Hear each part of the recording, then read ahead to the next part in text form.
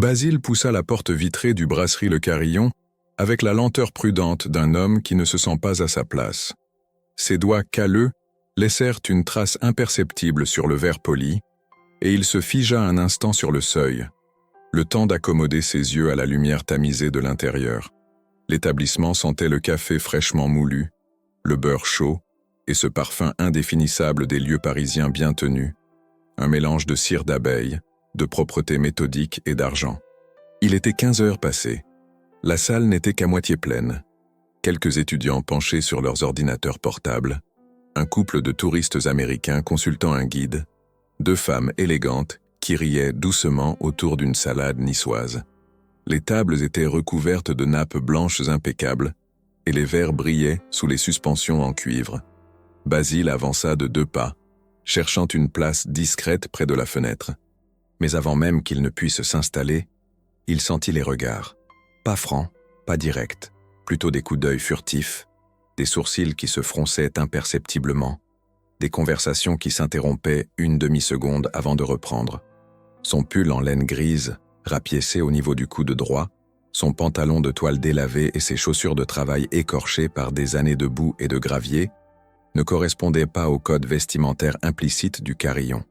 Derrière le comptoir, Valérie observait la scène avec une attention glaciale.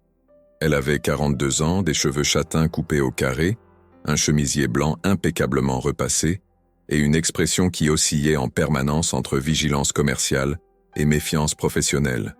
Elle avait repris le Carillon 5 ans plus tôt, après le départ à la retraite de l'ancien propriétaire, et elle avait méthodiquement transformé l'endroit en un espace rentable, fréquenté par une clientèle aisée et prévisible. Les étudiants du quartier latin, les cadres du 5e arrondissement, les touristes bien informés, voilà son public. Pas les vagabonds, pas les clochards, pas les hommes en vêtements usés qui entraient sans réservation un mardi après-midi. Elle s'approcha de Basile avec un sourire poli mais mécanique, les mains jointes devant elle comme une maîtresse d'école, s'apprêtant à corriger un élève distrait. « Monsieur », dit-elle d'une voix douce mais ferme, « je crains que nous soyons complets cet après-midi. » Basile tourna lentement la tête vers elle. Son visage ridé, tanné par des décennies de soleil et de vent, exprimait une fatigue immense. Ses yeux bleus, délavés comme un ciel d'hiver, la regardèrent sans colère, sans surprise non plus. « Il y a des tables libres, dit-il simplement. Valérie ne s'y a pas. Elles sont toutes réservées, monsieur. Je suis désolé. Peut-être qu'un café plus simple, quelques rues plus loin, serait plus adapté à vos besoins. » Elle avait prononcé ces mots avec la douceur impersonnelle d'une annonce dans un aéroport. Basile ne bougea pas. Il sentait le poids de l'enveloppe dans la poche intérieure de sa veste. Sentait aussi le regard d'Alban, le jeune serveur blond qui essuyait des verres près du bar, immobile comme un témoin gêné d'une scène qu'il aurait préféré ne pas voir. « Je voudrais juste un café, » dit Basile.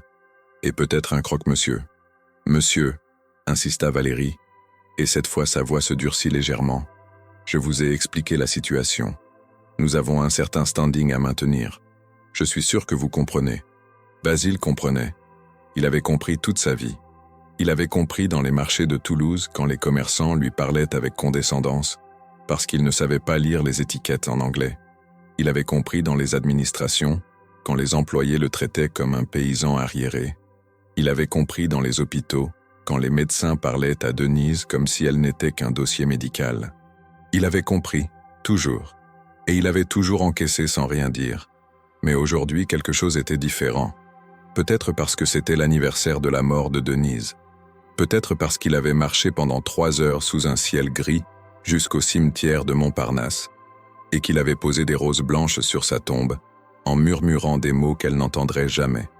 Peut-être parce qu'il venait de vendre la ferme, 45 ans de labeur, de sueur, de sacrifice, et que cet argent dans sa poche ne signifiait plus rien, ne servait plus à rien, n'était qu'un poids mort dans un monde qui ne voulait pas de lui. « Je paierai l'addition de tous les clients présents ici, » dit-il soudain. Sa voix n'était pas forte, mais elle porta. Un silence tomba sur la salle comme une chape de plomb. Les étudiants levèrent les yeux de leurs écrans. Le couple américain interrompit sa conversation. Les 2 femmes élégantes cessèrent de rire. Valérie resta figée, les lèvres entr'ouvertes, cherchant à comprendre si elle avait bien entendu. « Pardon ?» dit-elle enfin. Je paierai l'addition de tous ceux qui sont ici, répéta Basile. Combien ça fait? Valérie cligna des yeux, déstabilisée. Elle chercha le regard d'Alban, comme pour vérifier qu'elle n'était pas la seule à entendre cette absurdité. Mais Alban, immobile derrière le bar, fixait Basile avec une expression indéchiffrable. « Monsieur, » dit Valérie en retrouvant un semblant de contenance, « je ne sais pas ce que vous essayez de prouver, mais… » Basile plongea la main dans la poche intérieure de sa veste et en sortit une enveloppe épaisse usée au bord, fermée par un simple élastique. Il la posa sur le comptoir devant Valérie. L'enveloppe était lourde, gonflée de billets. Quelques coupures de 50 € dépassaient légèrement. Le silence dans la salle devint absolu. Valérie regarda l'enveloppe comme si elle venait de matérialiser un fantôme. Puis elle releva les yeux vers Basile, et pour la première fois, une fissure apparut dans son masque professionnel. Une fissure minuscule, mais réelle. « D'où vient cet argent ?» demanda-t-elle, et sa voix tremblait légèrement. « J'ai vendu ma ferme, » dit Basile. « Dans le Gers. 45 ans que je travaillais cette terre. Un promoteur immobilier m'a fait une offre. J'ai accepté. Il parlait sans émotion comme s'il récitait une liste de courses. Mais dans ses yeux bleus délavés, quelque chose brûlait. Une tristesse si profonde qu'elle semblait consumer tout ce qui restait de lui. « Ma femme s'appelait Denise, » continua-t-il. « Elle est morte il y a 15 ans. Cancer. On était venu à Paris une dernière fois avant qu'elle ne soit trop malade pour voyager. On avait mangé ici. Elle avait commandé un croque-madame.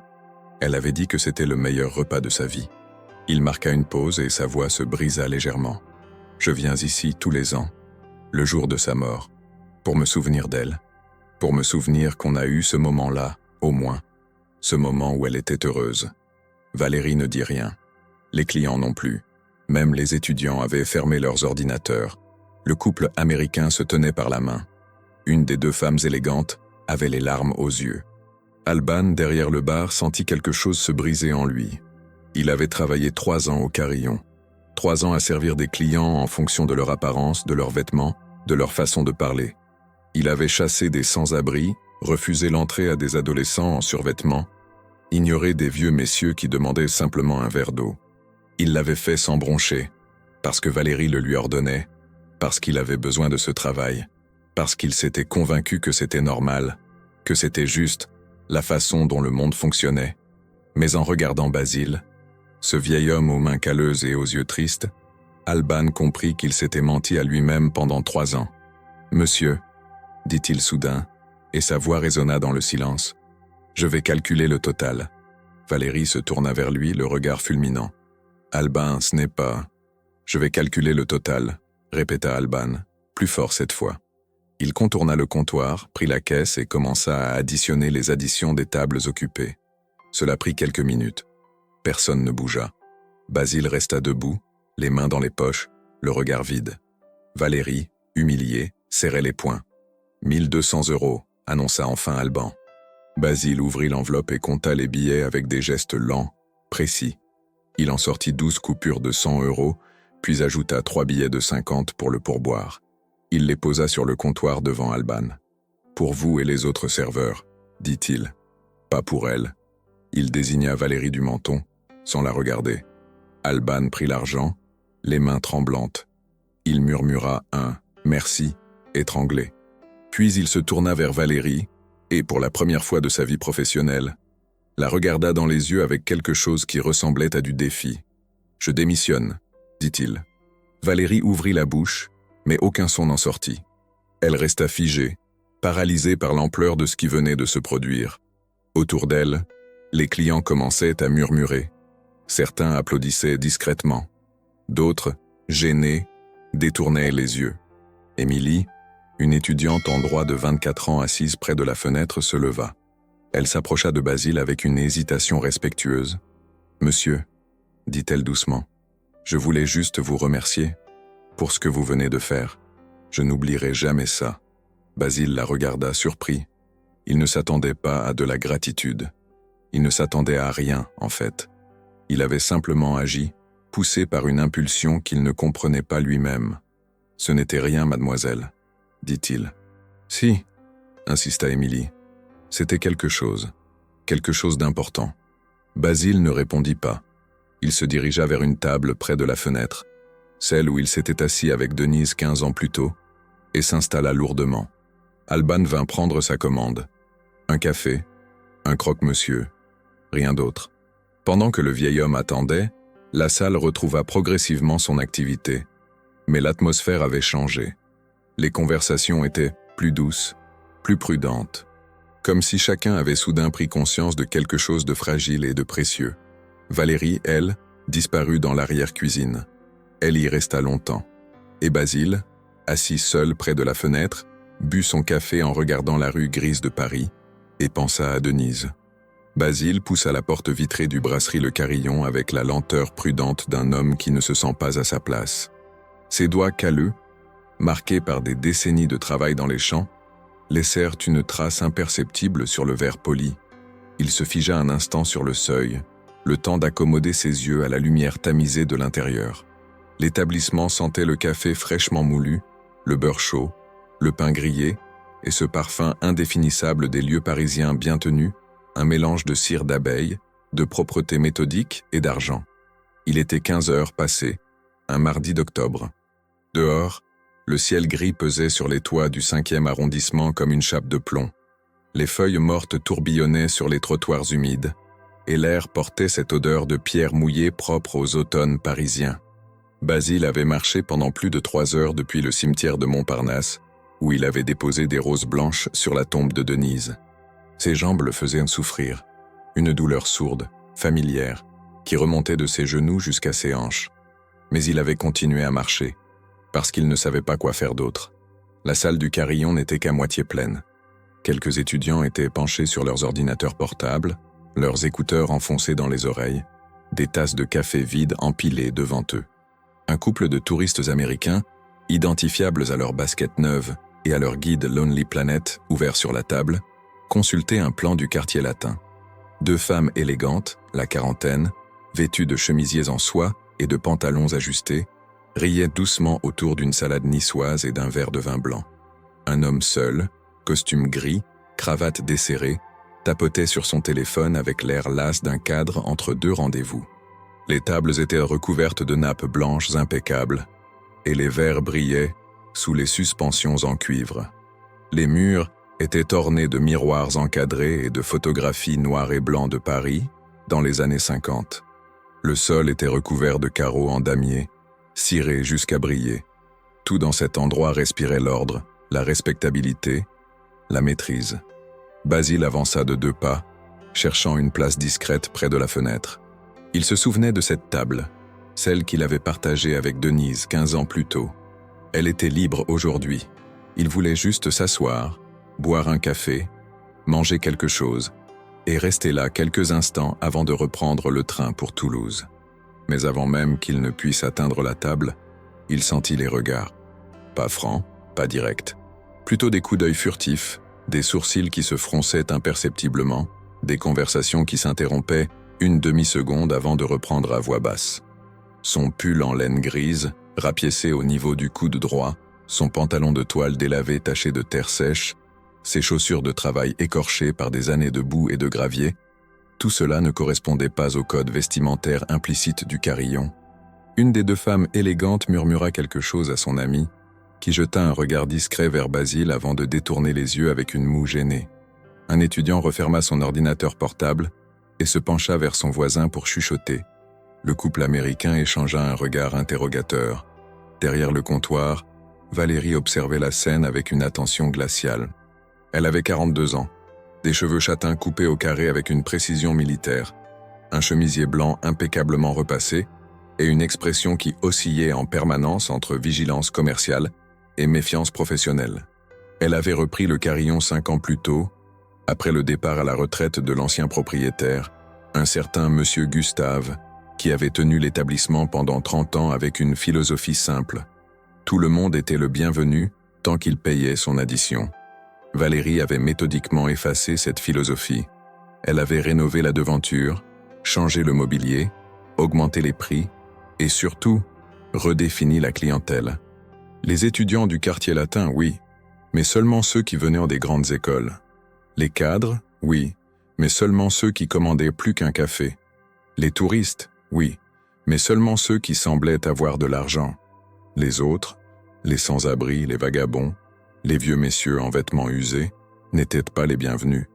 Pas parce qu'elle était méchante, se disait-elle. Simplement parce qu'elle devait protéger l'image du carillon, maintenir un certain standing, garantir la rentabilité de l'entreprise. En voyant Basile, elle sut immédiatement qu'il représentait un problème.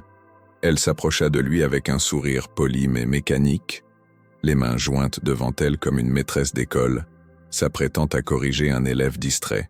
« Monsieur, dit-elle d'une voix douce mais ferme, je crains que nous soyons complets cet après-midi. » Basile tourna lentement la tête vers elle. Son visage ridé, tanné par des décennies de soleil et de vent, exprimait une fatigue immense. Ses yeux bleus, délavés comme un ciel d'hiver, la regardèrent sans colère, sans surprise non plus. Juste une résignation tranquille. « Il y a des tables libres, » dit-il simplement, et sa voix était rauque, éraillée par des années de silence. Valérie ne s'y a pas. « Elles sont toutes réservées, monsieur. Je suis désolé. Peut-être qu'un café plus simple, quelques rues plus loin serait plus adapté à vos besoins. » Elle avait prononcé ces mots avec la douceur impersonnelle d'une annonce dans un aéroport. Basile ne bougea pas. Il sentait le poids de l'enveloppe dans la poche intérieure de sa veste, sentait aussi le regard d'Alban, le jeune serveur blond qui essuyait des verres près du bar, immobile comme un témoin gêné d'une scène qu'il aurait préféré ne pas voir. Alban avait 26 ans. Il travaillait au Carillon depuis 3 ans, depuis qu'il avait abandonné ses études de sociologie à la Sorbonne pour des raisons financières. Il avait besoin de cet emploi. Il payait un studio minuscule dans le 18e arrondissement, envoyait de l'argent à sa mère qui vivait seule à Clermont-Ferrand, et économisait pour peut-être un jour reprendre ses études. Il ne pouvait pas se permettre de perdre ce travail. Alors il obéissait à Valérie toujours, même quand cela lui retournait l'estomac, comme aujourd'hui. « Je voudrais juste un café, » dit Basile, « et peut-être un croque-monsieur. »« Monsieur, » insista Valérie, et cette fois, sa voix se durcit légèrement. « Je vous ai expliqué la situation. Nous avons un certain standing à maintenir. Je suis sûr que vous comprenez. » Basile comprenait. Il avait compris toute sa vie. Il avait compris dans les marchés de Toulouse, quand les commerçants lui parlaient avec condescendance parce qu'ils ne savaient pas lire les étiquettes en anglais. Il avait compris dans les administrations, quand les employés le traitaient comme un paysan arriéré. Il avait compris dans les hôpitaux quand les médecins parlaient à Denise comme si elle n'était qu'un dossier médical, un numéro de chambre, une pathologie à traiter. Il avait compris dans les banques quand les conseillers financiers lui expliquaient avec un sourire condescendant qu'il ne comprendrait jamais les subtilités des taux d'intérêt. Il avait compris, toujours, et il avait toujours encaissé sans rien dire. Mais aujourd'hui, quelque chose était différent. Peut-être parce que c'était l'anniversaire de la mort de Denise. Peut-être parce qu'il avait passé la matinée agenouillé devant sa tombe, à parler à une pierre froide en sachant qu'elle ne l'entendait pas, qu'elle ne l'entendrait plus jamais. Peut-être parce qu'il avait marché pendant 3 heures sous un ciel gris jusqu'à ce restaurant, porté par un souvenir vieux de 15 ans, un souvenir de Denise souriant en mangeant un croque-madame, disant que c'était le meilleur repas de sa vie, alors même qu'elle savait déjà qu'elle allait mourir. Peut-être parce qu'il venait de vendre la ferme. 45 ans de labeur, de sueur, de sacrifice. 45 ans à se lever à 5 heures du matin, à travailler jusqu'à la nuit tombée, à lutter contre les sécheresses, les inondations, les mauvaises récoltes, les dettes. 45 ans pour rien finalement. Le promoteur immobilier avait rasé les champs, abattu les arbres, détruit la maison où il avait vécu avec Denise. Et l'argent qu'il avait reçu, cet argent qui aurait dû représenter toute une vie, ne signifiait plus rien, ne servait plus à rien, n'était qu'un poids mort dans un monde qui ne voulait pas de lui. « Je paierai l'addition de tous les clients présents ici », dit-il soudain. Sa voix n'était pas forte, mais elle porta. Un silence tomba sur la salle comme une chape de plomb. Les étudiants levèrent les yeux de leurs écrans. Le couple américain interrompit sa conversation. Les 2 femmes élégantes cessèrent de rire. Le cadre en costume gris leva la tête de son téléphone. Même le bruit de la machine à café s'était tu. Valérie resta figée, les lèvres entr'ouvertes, cherchant à comprendre si elle avait bien entendu. « Pardon ?» dit-elle enfin, et sa voix tremblait légèrement. « Je paierai l'addition de tous ceux qui sont ici », répéta Basile. « Combien ça fait ?» Valérie cligna des yeux, déstabilisée. Elle chercha le regard d'Alban, comme pour vérifier qu'elle n'était pas la seule à entendre cette absurdité. Mais Alban, immobile derrière le bar, fixait Basile avec une expression indéchiffrable. Un mélange de stupeur, de honte et de quelque chose qui ressemblait à de l'admiration. « Monsieur », dit Valérie en retrouvant un semblant de contenance, « je ne sais pas ce que vous essayez de prouver, mais… » Basile plongea la main dans la poche intérieure de sa veste et en sortit une enveloppe épaisse, usée au bord, fermée par un simple élastique. Il la posa sur le comptoir devant Valérie avec un bruit sourd. L'enveloppe était lourde, gonflée de billets. Quelques coupures de 50 € dépassaient légèrement, froissées mais réelles. Le silence dans la salle devint absolu. On aurait pu entendre une mouche voler.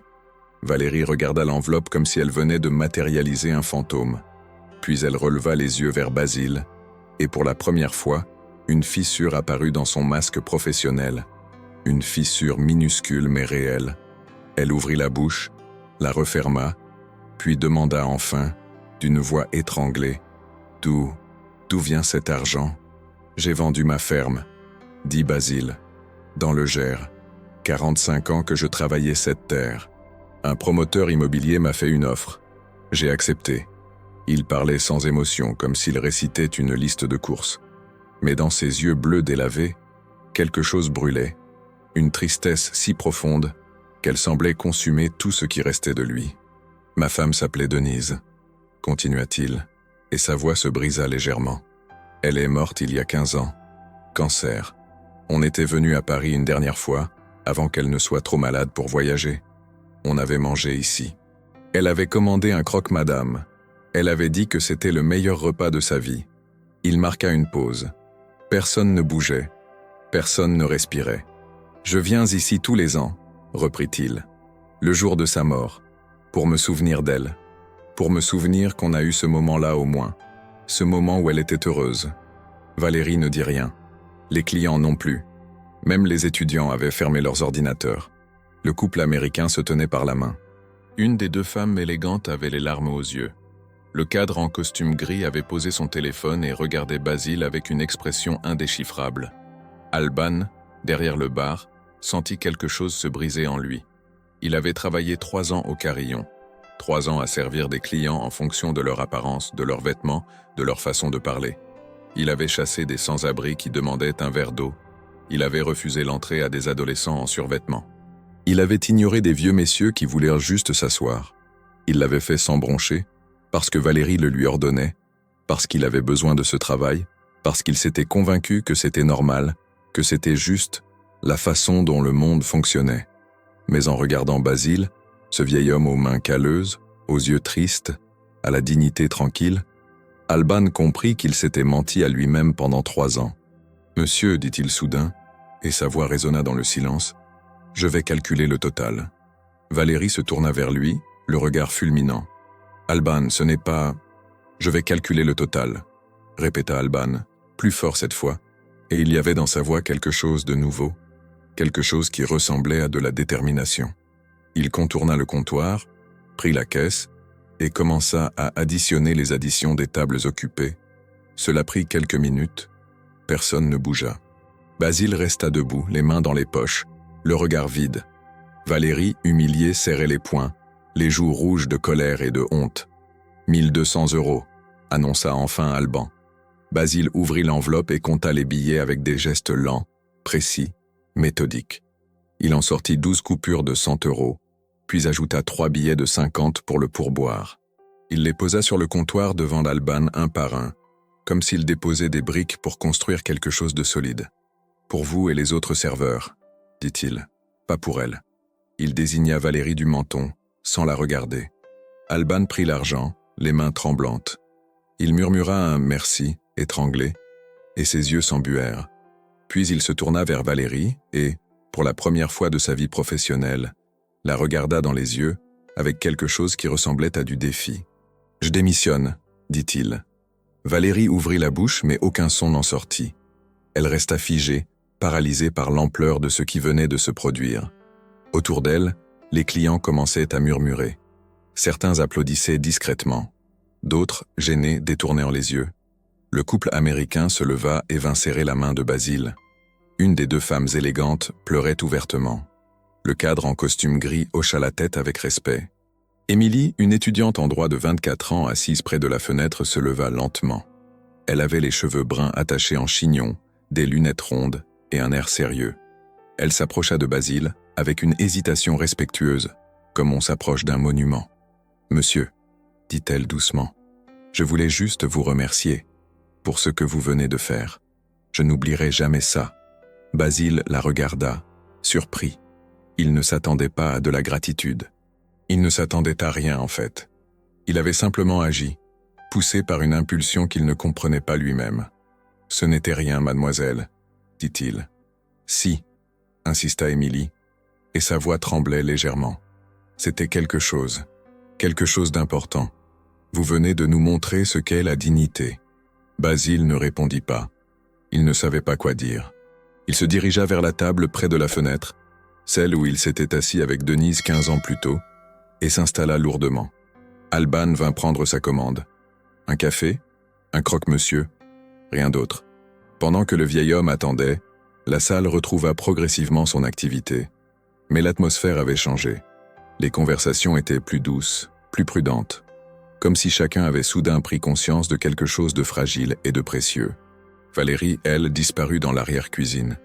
Elle y resta longtemps, assise sur un tabouret, le visage entre les mains, essayant de comprendre ce qui venait de se passer, essayant de comprendre pourquoi elle se sentait si humiliée, si petite, si vide. Et Basile, assis seul près de la fenêtre, but son café en regardant la rue grise de Paris et pensa à Denise. Le croque-monsieur arriva. Il le mangea lentement, méthodiquement, sans vraiment le goûter. Il pensait à la ferme. Il pensait aux champs qu'il ne verrait plus jamais.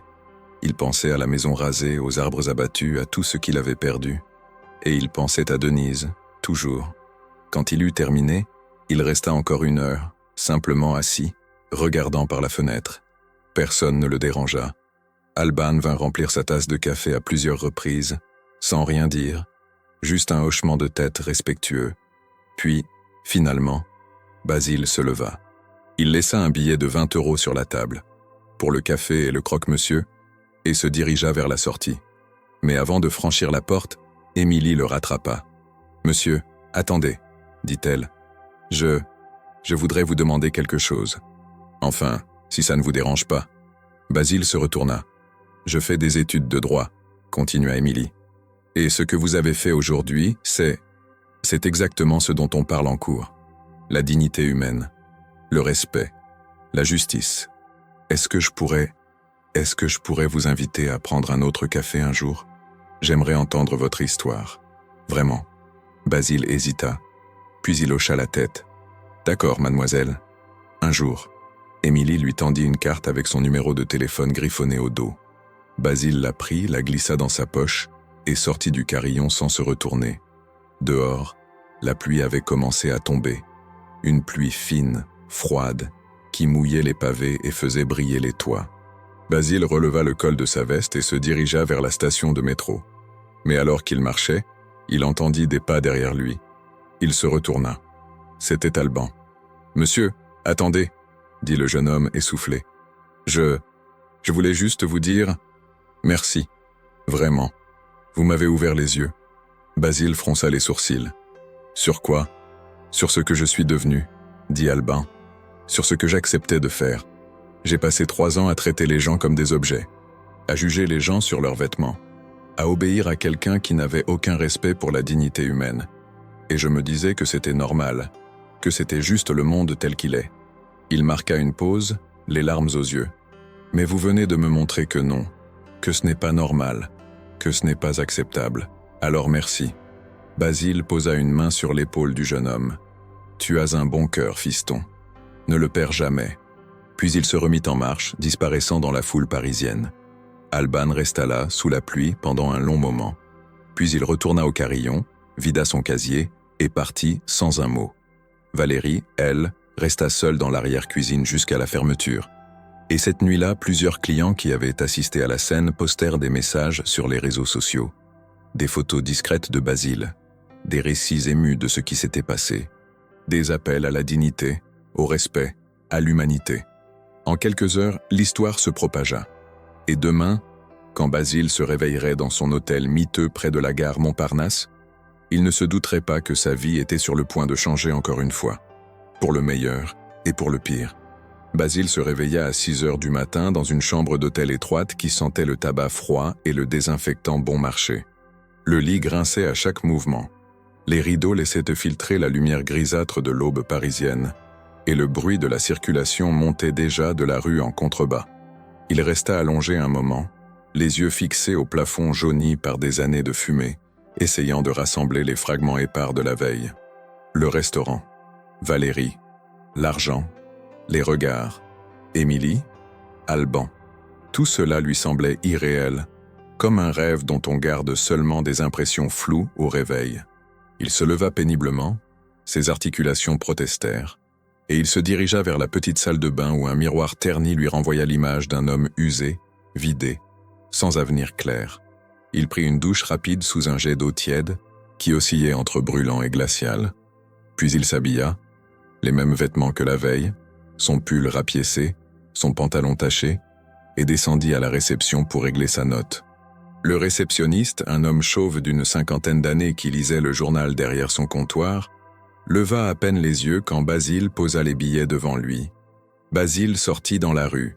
Il avait prévu de prendre le train de 9 heures pour Toulouse. Il avait prévu de rentrer chez lui, sauf qu'il n'avait plus de chez lui. La ferme avait été vendue, la maison rasée.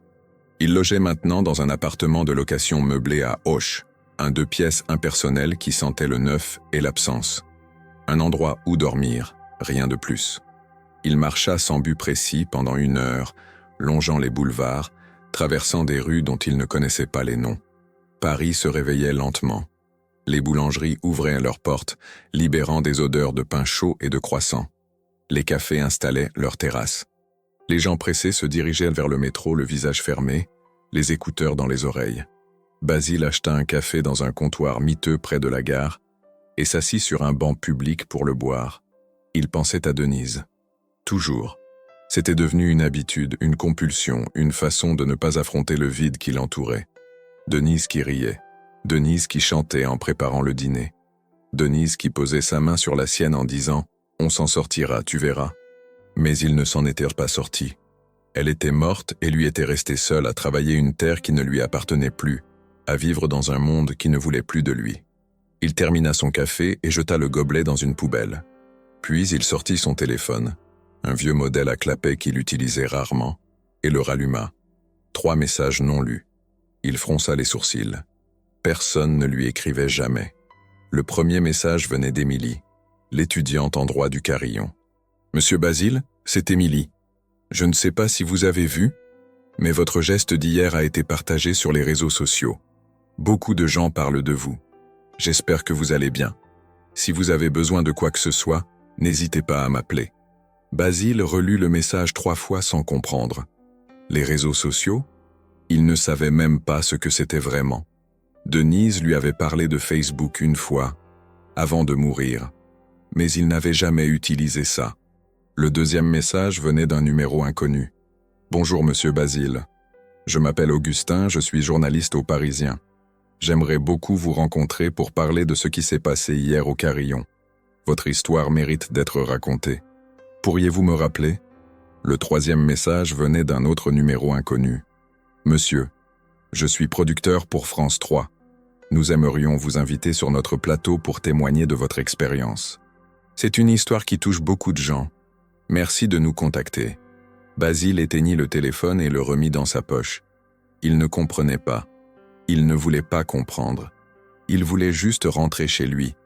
Enfin, dans cet appartement qui n'était pas vraiment chez lui, et oublier tout ça.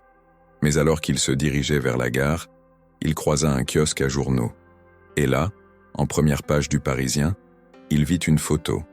Une photo floue, prise avec un téléphone portable mais reconnaissable. C'était lui.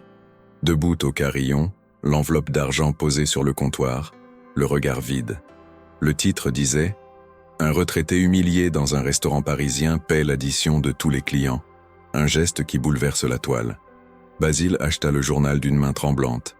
Il le lut debout, immobile au milieu du trottoir, tandis que les passants le contournaient avec agacement. L'article racontait tout. Son arrivée au carillon, le refus de Valérie, son geste, les mots qu'il avait prononcés à propos de Denise, la démission d'Alban, les réactions des clients, et surtout, les messages sur Twitter, Facebook, Instagram, des milliers de personnes qui partageaient l'histoire, qui exprimaient leur indignation, leur émotion, leur admiration. Certains commentaires disaient « Cet homme est un héros ». D'autres disaient « Voilà ce qu'est la vraie dignité ». D'autres encore « Ce restaurant devrait fermer, c'est honteux ». Basile replia le journal lentement. Il se sentait nauséeux. Il ne voulait pas être un héros. Il ne voulait pas être admiré. Il voulait juste être tranquille, invisible, oublié. Mais c'était trop tard. Les jours suivants furent un tourbillon chaotique. Les journalistes le retrouvèrent. Ils l'appelèrent, le harcelèrent, campèrent devant son hôtel. Augustin, le journaliste du Parisien, parvint à le convaincre de lui accorder une interview. Basile accepta, épuisé, espérant que ça calmerait les choses. L'interview fut publiée 2 jours plus tard. Un long article où Basile racontait sa vie. La ferme, Denise, les 45 ans de travail, la vente, la solitude, le geste au carillon. L'article fit encore plus de bruit que la vidéo initiale. Des chaînes de télévision le contactèrent. Des associations caritatives lui proposèrent de devenir leur porte-parole. Des inconnus lui envoyèrent des messages de soutien, des lettres, des dons d'argent qu'il refusait systématiquement. Mais il y eut aussi les autres messages, les messages haineux, les messages qui disaient qu'il était un imposteur, qu'il cherchait juste la gloire, qu'il avait mis en scène toute cette histoire pour attirer l'attention. Certains l'accusaient d'être un acteur payé par des activistes. D'autres disaient qu'il mentait sur Denise, que tout cela n'était qu'une manipulation. Basile ne lisait plus les messages. Il ne répondait plus au téléphone. Il restait enfermé dans sa chambre d'hôtel, incapable de sortir sans être reconnu, sans être arrêté par des inconnus qui voulaient le féliciter, le prendre en photo, lui serrer la main. Et pendant ce temps, le brasserie Le Carillon sombrait. Des milliers de personnes avaient laissé des avis négatifs sur Google, TripAdvisor, Yelp. Les réservations s'effondrèrent. Les clients réguliers disparurent. Des manifestants vinrent même un soir, brandissant des pancartes qui disaient « Non à la discrimination » et « Respecter la dignité humaine ». Valérie tenta de se défendre. Elle publia un communiqué affirmant qu'il y avait eu un malentendu, qu'elle n'avait jamais voulu humilier qui que ce soit, qu'elle respectait profondément tous ses clients. Mais personne ne la crut. Les commentaires fusaient « Menteuse, hypocrite, tu mérites de fermer ». 3 semaines après l'incident, le carillon ferma ses portes. Valérie, ruinée, humiliée, disparut de la circulation. Basile apprit la nouvelle par Émilie, qui l'appela un soir alors qu'il était de retour à Auch dans son appartement vide. « Monsieur Basile, dit-elle, est-ce que vous avez vu ? Le carillon a fermé. » Basile resta silencieux un long moment. « C'est de ma faute, dit-il enfin, et sa voix était brisée. « Non, dit Émilie fermement. C'est de sa faute à elle. Elle a traité les gens avec mépris pendant des années. Elle récoltait juste ce qu'elle avait semé. Mais je n'ai jamais voulu ça, dit Basile. Je voulais juste, je ne sais pas, je voulais juste m'asseoir, boire un café, me souvenir de Denise. Je sais, dit Émilie doucement, et c'est pour ça que ce que vous avez fait était juste. Vous n'avez rien fait de mal, monsieur Basile. Vous avez juste réclamé votre dignité. Basile ne répondit pas. Il raccrocha et s'assit dans le noir, seul, essayant de comprendre comment un simple geste avait pu provoquer tout cela. 1 mois passa, puis 2, puis 3. L'histoire du carillon s'effaça progressivement des réseaux sociaux. Les gens passèrent à autre chose. Basile retrouva une certaine tranquillité, mais quelque chose avait changé en lui. Il ne pouvait plus ignorer la question qui le hantait depuis la vente de la ferme. Qu'est-ce que je fais maintenant ? Il avait 73 ans. Il n'avait plus de travail, plus de terre, plus de but. L'argent de la vente était là, dans un compte bancaire qu'il ne touchait presque jamais. Il vivait de sa petite retraite agricole, suffisante pour payer le loyer et les courses, mais rien de plus. Un soir de janvier, alors qu'il marchait sans but dans les rues d'Auch sous une pluie glaciale, il reçut un appel. C'était Alban. « Monsieur Basile ? C'est Alban. Du Carillon. Vous vous souvenez de moi ? Oui, bien sûr, dit Basile, surpris. Comment allez-vous? Bien. Enfin mieux. J'ai trouvé un nouveau travail. Dans un café associatif, on sert tout le monde, sans distinction. C'est différent. C'est mieux. Tant mieux, dit Basile sincèrement. Il y eut un silence. Monsieur Basile, reprit Alban, je vous appelle parce que je voulais vous proposer quelque chose. Émilie et moi, on a réfléchi. On aimerait créer une association pour aider les personnes sans abri, les personnes en difficulté, pour leur offrir un endroit où elles peuvent de manger, se reposer, être respectées. Basile fronça les sourcils. Et en quoi ça me concerne? On aimerait que vous soyez avec nous, dit Alban. Vous avez montré au monde ce que signifie la dignité. Vous pourriez nous aider. Pas financièrement, enfin, si vous voulez, mais ce n'est pas ça le plus important. On veut juste que vous soyez là, comme un symbole, vous voyez? Basile ne répondit pas immédiatement. Il pensa à Denise. Il pensa à la ferme. Il pensa à toutes ces années passées à travailler en silence, à survivre, à exister sans vraiment vivre. Je ne suis qu'un vieux paysan, dit-il enfin. Je ne sais rien faire d'autre que labourer des champs. Justement, dit Alban. Vous savez ce que c'est que de travailler dur. Vous savez ce que c'est que d'être traité comme si vous ne comptiez pas. C'est exactement pour ça qu'on a besoin de vous. Basile resta silencieux pendant un long moment. Puis lentement, il dit « D'accord, je viendrai ». L'association s'appelait « La Dignité ».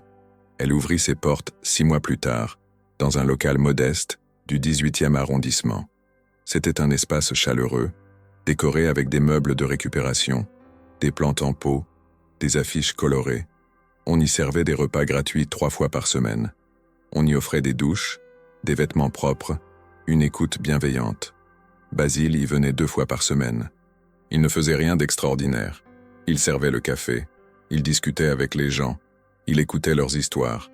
Il leur disait simplement qu'ils comptaient. Et petit à petit, il comprit que c'était peut-être ça, le sens de tout ce qui s'était passé. Pas la gloire, pas l'argent, pas la vengeance. Juste la possibilité de redonner un peu de dignité à ceux qui l'avaient perdu. 1 an après l'incident du carillon, Basile retourna à Paris. Il se rendit au cimetière de Montparnasse comme chaque année et déposa des roses blanches sur la tombe de Denise. « Je crois que j'ai trouvé quelque chose », murmura-t-il. « Je crois que j'ai trouvé une raison de continuer. » Le vent soufflait doucement entre les tombes. Les feuilles mortes dansaient sur les allées pavées. Et Basile, pour la première fois depuis 15 ans, sentit quelque chose qui ressemblait à de la paix. Il quitta le cimetière et marcha jusqu'au 18e arrondissement. Là, dans le local de la Dignité, Alban, Émilie et une dizaine de bénévoles l'attendaient pour préparer le repas du soir. Il y avait du travail à faire, des gens à aider, des vies à toucher. Basile retira sa veste, retroussa ses manches et se mit au travail. Dehors, Paris vivait, indifférent. Mais ici, dans ce petit local, quelque chose de précieux existait. Quelque chose de fragile et de puissant à la fois. La dignité humaine. Et Basile, le vieux paysan du Gers qui avait vendu sa ferme et perdu sa femme, était devenu, sans le chercher, le gardien de cette flamme. 2 ans plus tard, l'association La Dignité avait grandi. 3 locaux maintenant, à Paris, Lyon et Marseille. Des centaines de bénévoles, des milliers de repas servis, des vies sauvées, des destins changés. Basile avait 75 ans. Ses cheveux étaient complètement blancs, ses mains encore plus calleuses, mais ses yeux avaient retrouvé une étincelle. Il ne vivait plus seul.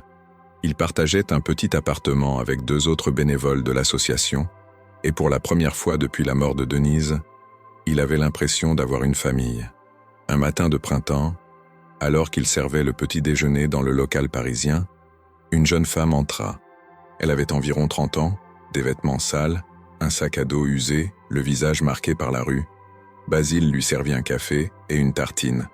Elle le remercia d'une voix brisée. « Vous savez, dit-elle, j'ai vu votre histoire, il y a 2 ans, sur Internet. Ça m'avait touché, vraiment. » Basile sourit doucement. « Et maintenant vous êtes là, dit-il. »« Oui, dit-elle, et je suis contente que vous soyez là aussi. » Basile posa une main sur son épaule. « Vous êtes la bienvenue ici, toujours. » Elle hocha la tête, les larmes aux yeux. Et Basile comprit alors que tout ce qui s'était passé L'humiliation au carillon, le tourbillon médiatique, la fermeture du restaurant, la création de l'association, tout cela avait un sens. Pas pour lui, mais pour tous ceux qui, comme cette jeune femme, avaient besoin de savoir qu'ils comptaient, qu'ils avaient de la valeur, qu'ils méritaient la dignité. Épilogue. Basile mourut à l'âge de 82 ans, paisiblement, dans son sommeil. Il fut enterré à côté de Denise, dans le cimetière de Montparnasse. Des centaines de personnes assistèrent à ses funérailles. Des bénévoles, des sans-abri qu'il avait aidés, des journalistes, des inconnus qui avaient été touchés par son histoire. Alban prononça l'éloge funèbre. Basile n'était pas un saint, dit-il. Ce n'était pas un héros. C'était juste un homme qui avait compris quelque chose de simple et de profond, que tout le monde mérite d'être traité avec respect, avec dignité. Peu importe ses vêtements, peu importe son argent, peu importe son statut. Il marqua une pause, les larmes aux yeux. Il nous a montré que la dignité ne se donne pas, elle se reconnaît. Et c'est ce qu'il a fait, chaque jour, jusqu'à la fin. Après la cérémonie, Émilie, devenue avocate spécialisée dans les droits humains, déposa une rose blanche sur la tombe de Basile. « Merci », murmura-t-elle. « Merci pour tout. » Et tandis que le soleil se couchait sur Paris, l'association La Dignité continua son travail. Parce que l'héritage de Basile n'était pas dans les gros titres, ni dans les réseaux sociaux, ni dans la gloire. Il était dans chaque repas servi, dans chaque main tendue, dans chaque regard respectueux échangé entre deux êtres humains. Il était dans la conviction simple et inébranlable que personne, absolument personne, ne devrait jamais être humilié pour ce qu'il est. Et cette conviction, Basile la laissa derrière lui comme un feu qui ne s'éteindrait jamais.